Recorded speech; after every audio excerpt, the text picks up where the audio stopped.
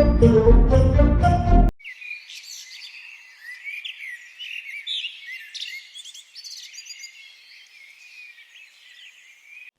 राम।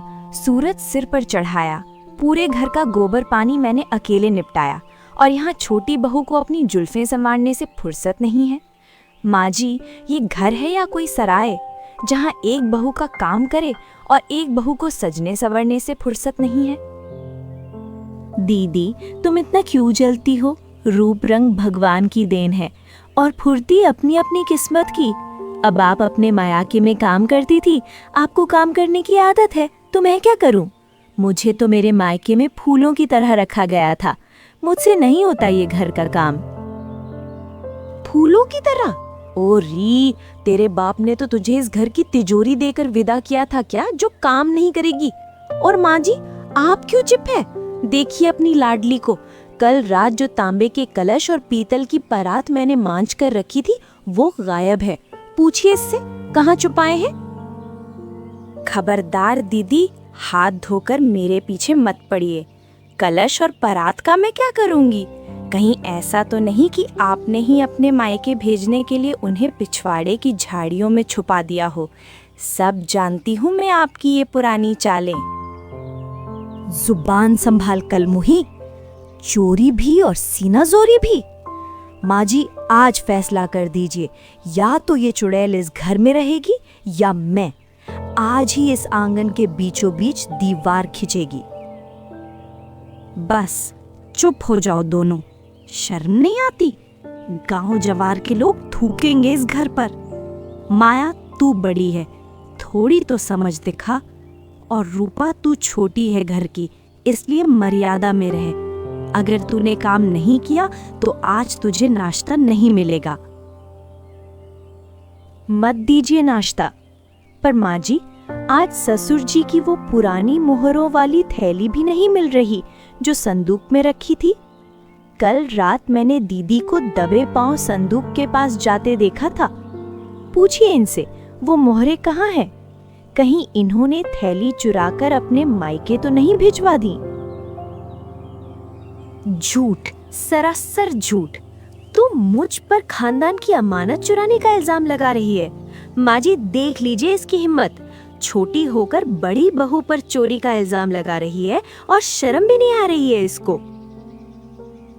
तभी बड़े बेटे महेश और छोटे बेटे सुनील खेत से काम करके आते हैं। दोनों के हाथ में कुल्हाड़ी और फावड़ा है।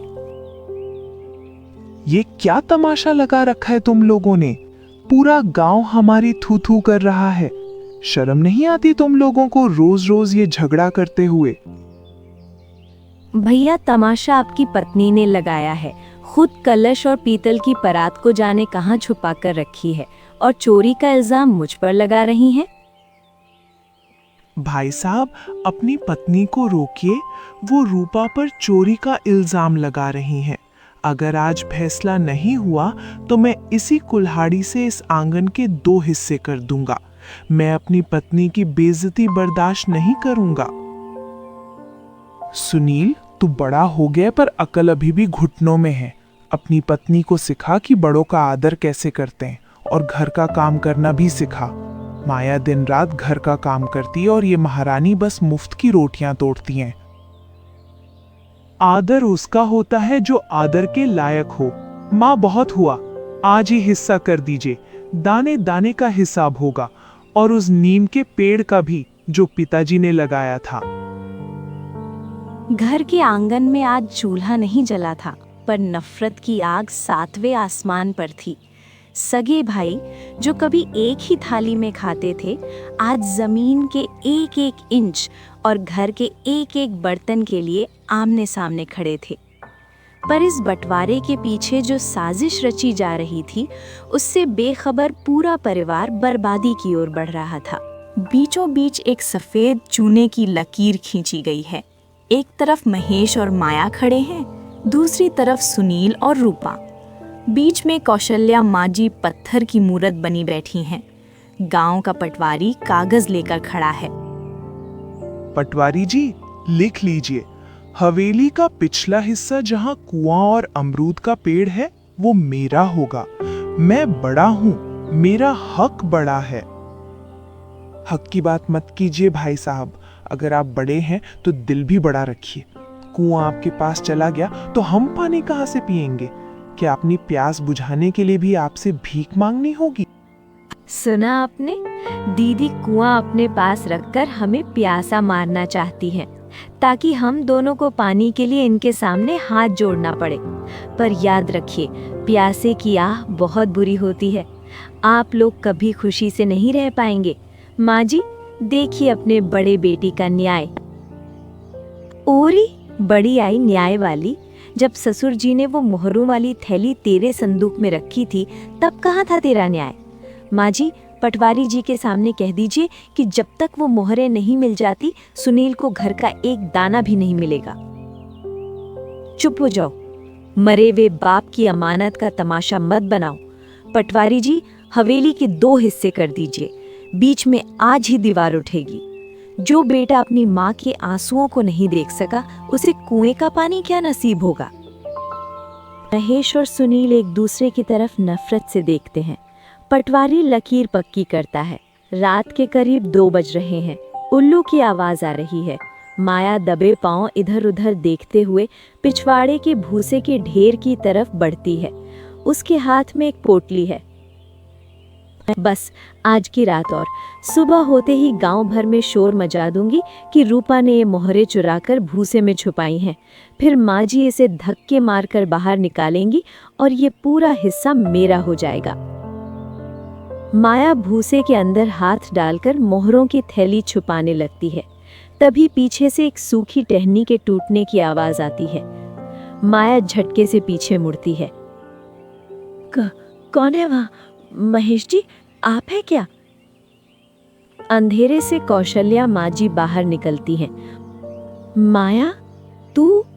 मेरी बड़ी बहू, जिसे मैंने घर की लक्ष्मी माना था, वो मेरे ही घर की जड़ें काट रही है। ये मोहरे तूने चुराया था और इल्जाम रूपा पर लगा दिया।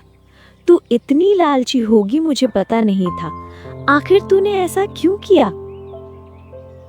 माँ जी, मैं गलत समझ रही हूँ। मैं तो यहाँ देखने आई थी कि कहीं रूपा ने तो यहाँ कुछ नहीं छुपाया।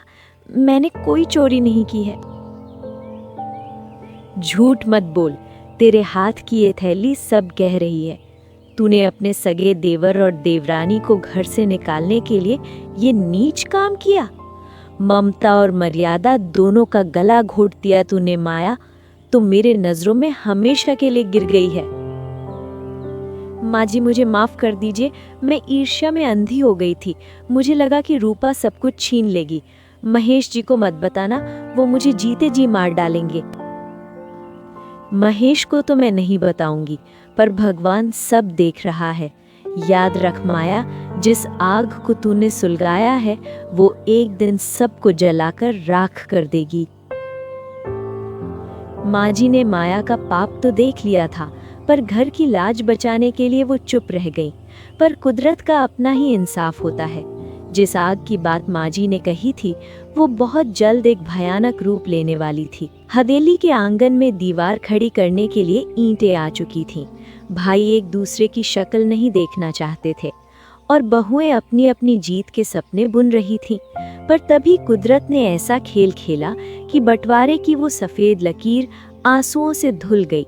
अचानक बरामदे से एक जोरदार आवाज आती है। कौशल्या माँ जी चक्कर खाकर जमीन पर गिर जाती हैं। माँ जी, क्या हुआ आपको? महेश जी, देखिए माँ जी को क्या हो गया? सब दौड़ कर आते हैं। माँ जी बेसुध हैं, उनके मुंह से झाग निकल रहा है। देखिए माँ जी को क्या हो गया? माँ जी बेहोश हो गई हैं। आप वैद्य जी को बुला के ले आइए।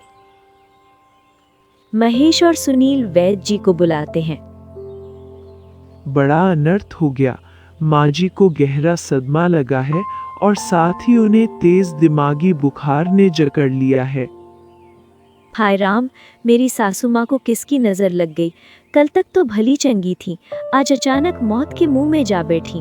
कहीं ये उस बंटवारे के सदमे का फल तो नहीं जो छोटी बहू ने जिद करके करवाया? जबान संभालो दीदी, बंटवारा मैंने नहीं, आपके लालच ने करवाया है। माँ जी की ये हालत आपकी उन चुराई हुई मोहरों और झूठे इल्जामों की वजह से हुई है। बस करो तुम दोनों। माँ यहाँ मर रही हैं और तुम्हें अपनी राजनीति सूझ रही है। सिर्फ बुखार नहीं है, उनके दिल पर गहरी चोट लगी है। अपनों की नफरत ने इनके शरीर का जहर बढ़ा दिया है। अगर ये जड़ी बूटी सूरज ढलने से पहले या आधी रात तक ना मिली तो कौशल्या देवी सुबह का सूरज नहीं देख पाएंगी। वैद्य जी, आप जो कहें हम वो करेंगे, बस मां को बचा लीजिए। वो बूटी नागिन पहाड़ी के पास वाले नाले के किनारे उगती है, पर याद रहे वहां जहरीले सांपों का बसेरा है और रास्ता इतना सकरा है कि पैर फिसला तो सीधे खाई। भाभी, आप तो बड़ी बहू हैं, माँ की सेवा का दम भरती थी। अब चलिए मेरे साथ, हम दोनों चलकर बूटी लाते हैं। अरे मैं कैसे जाऊं? घर में ईंटें पड़ी हैं, बंटवारे का सामान फैला है और वैसे भी अंधेरे में मेरा जी घबराता है। तुम पुरुष हो, तुम जाओ ना। आज ममता और लालच का फर्क समझ आ गया। भाई साहब, चलिए हम चलते हैं। सुनील, मेरी टांग में कल खेत में चोट लगी थी, मैं पहाड़ नहीं चढ़ पाऊंगा, पर तू जा, माँ के लिए जा। हाँ, जाओ देवर जी, पर याद रखना अगर तुम्हें कुछ हो गया तो रूपा का क्या होगा? कहीं ऐसा ना हो कि माँ को बचाने के चक्कर में घर का चिराग ही बुझ जाए। रूपा, तू अपने सुहाग को मौत के मुंह में भेजेगी क्या? नहीं, मेरे पति नहीं जाएंगे। अगर सती सावित्री यमराज से अपने पति को छीन सकती है तो एक बहू अपनी माँ के लिए मौत से लड़ सकती है। मैं जाऊंगी। अरे ओ, बड़ी आई झांसी की रानी, चूल्हा तो जलता नहीं तुझसे, जंगल के राक्षसों से लड़ेगी। नाटक बंद कर और हार मान ले। पर नाले के पास तो घना जंगल है और अभी तो अंधेरा होने वाला है। वहां जाना जान जोखिम में डालना है। हम कल सुबह वहां जाएंगे, अभी सो जाओ सब लोग। हाँ, और माँ जी तो वैसे भी बंटवारे से दुखी थीं, अब इस उम्र में शरीर साथ कहाँ देता है। पर रूपा माँ जी के सफेद पड़ते चेहरे को देखती है और चुपचाप पिछले दरवाजे से निकल जाती है। दीदी भले ही इन्हें बोझ समझें, पर मेरे लिए तो ये मेरी अपनी माँ है। अगर आज इन्हें कुछ हो गया तो ये बंटवारा हमारी रूहों का हो जाएगा। मैं माँ जी को कुछ नहीं होने दूंगी। रात का घना अंधेरा है। रूपा के पैर कांटों से लहूलुहान हैं और वो थक कर एक पुराने बरगद के पेड़ के नीचे गिर जाती है। तभी उसे दूर एक धुंधली सी रोशनी और धुएं की गंध आती है। हे भगवान, रास्ता तो कहीं नहीं दिख रहा। क्या मैं अपनी माँ जी को नहीं बचा पाऊंगी? नहीं, मुझे उठना होगा। रूपा उस धुंधली सी रोशनी की तरफ बढ़ती है। वहाँ एक गुफा के मुहाने पर एक तेजस्वी साधु बाबा धुनी रमाए बैठे हैं। गले में रुद्राक्ष है और चेहरे पर असीम शांति। इतनी रात को इस काल जंगल में एक अकेली स्त्री, मौत से डर नहीं लगता बेटी? महाराज, मेरी मौत से बड़ा दुख मेरी माँ का बिछड़ना होगा। घर में नफरत की दीवार खिंच रही है और मेरी माँ जी मौत से लड़ रही हैं। वैद्य जी ने कहा है कि नाले के पास वाली संजीवन बूटी ही उन्हें बचा सकती है। कृपा करके रास्ता दिखा दें। बेटी, इस जंगल में बूटी तो बहुत है, पर वो उन्हीं को मिलती है जिनका मन आईने की तरह साफ हो। तू जिस दीवार की बात कर रही है वो ईंटों की नहीं, अहंकार की है। जा, उस नाले की ओर देख जहां चांद की पहली किरण पानी को छू रही है। पर बाबा, वहाँ तो बहुत अंधेरा है और सांपों का पहरा है। ये ले ज्योतिमणि, ये पत्थर तुझे रास्ता दिखाएगा, पर याद रखना जैसे ही तू बूटी तोड़ेगी ये पत्थर गायब हो जाएगा। तुझे अपने साहस के दम पर ही वापस लौटना होगा। क्या तू तैयार है? हाँ महाराज, मेरी माँ की जान के लिए मैं अपनी जान भी दांव पर लगा सकती हूँ। रात के 3 बज रहे हैं। हवेली के आंगन में सन्नाटा है। सिर्फ कौशल्या माँ जी के कराहने की आवाज आ रही है। महेश और सुनील सिर झुकाए बैठे हैं। माया एक कोने में खड़ी है। उसके चेहरे पर डर और पछतावा मिला जुला है। वक्त निकलता जा रहा है, शरीर ठंडा पड़ रहा है। लगता है अब दवा की नहीं, दुआ की जरूरत है। छोटी बहू अभी तक नहीं लौटी, शायद जंगल ने उसे निगल लिया। नहीं, मेरी रूपा हार नहीं मान सकती। मैं उसे ढूंढने जा रहा हूं। इतनी रात को कोई वापस नहीं आता सुनील। वो बेवकूफ थी जो अपनी जान जोखिम में डाल दी। तभी अचानक हवेली का भारी दरवाजा धड़ाम से खुलता है। सब चौंक कर देखते हैं। दरवाजे पर रूपा खड़ी है। मैं ले आई, माँ जी की दवा ले आई। रूपा जब घर पहुंचती है तो माया उसे अंदर आने से रोक देती है। रुको, इतनी रात को बाहर से आई हो, क्या पता किस पराये मर्द के साथ थी। इस अपवित्र हालत में तुम माँ जी को हाथ नहीं लगाओगी। ये जड़ी बूटी झूठी हो सकती है। माया पागल हो गई है क्या? वो माँ की दवा लाई है। नहीं जी, ये सब इसका नाटक है। क्या पता ये दवा है या जहर। ये चाहती है कि माँ जी मर जाए और ये अकेली मालकिन बन जाए। हटो दीदी, आज अगर मौत भी सामने आई तो मैं उसे चीर कर निकल जाऊंगी। रूपा दवा पिलाती है। माँ जी ठीक होती है और फिर जो सच सामने आता है वो माया के पैरों तले जमीन खिसका देता है। दीवार, कहाँ है वो दीवार? माँ, आप शांत रहिए, दीवार की बात छोड़िए। नहीं महेश, आज दीवार तो बनेगी, पर ईंटों की नहीं, सच और झूठ की। माया, आगे आ। माया, तू जो रात भर मेरे सिरहाने बैठी रोने का नाटक कर रही थी, मुझे सब सुनाई दे रहा था। तू तो मेरे मरने का इंतजार कर रही थी ताकि संदूक की चाबियां तुझे मिल जाए। नहीं माँ जी, मैं तो... चुप कर और ये देख, जो मोहरों वाली थैली तूने रूपा को फंसाने के लिए भूसे में छुपाई थी, वो मुझे पहले ही मिल गई थी। मैंने सोचा तू सुधर जाएगी, पर तेरे मन का मैल तो गंगा जल से भी नहीं धुलेगा। तू इतनी गिर जाएगी माया, मैंने कभी नहीं सोचा था। अपनी माँ समान सास की जान की कीमत पर तुझे दौलत चाहिए थी। मुझे माफ कर दीजिए, मैं ईर्ष्या में अंधी हो गई थी। रूपा, तूने जान जोखिम में डालकर माँ जी को बचाया। मैं तेरे आगे कुछ भी नहीं हूँ। दीदी, घर बड़ा होने से खुशियाँ नहीं आती, दिल बड़ा होने से आती हैं। आज आपने अपनी गलती मान ली, यही मेरी सबसे बड़ी जीत है। माँ जी, अब इस घर में कोई बंटवारा नहीं होगा। इस हवेली में अब कोई लकीर नहीं खिंचेगी और आज से इस घर की चाबियां रूपा के पास रहेंगी।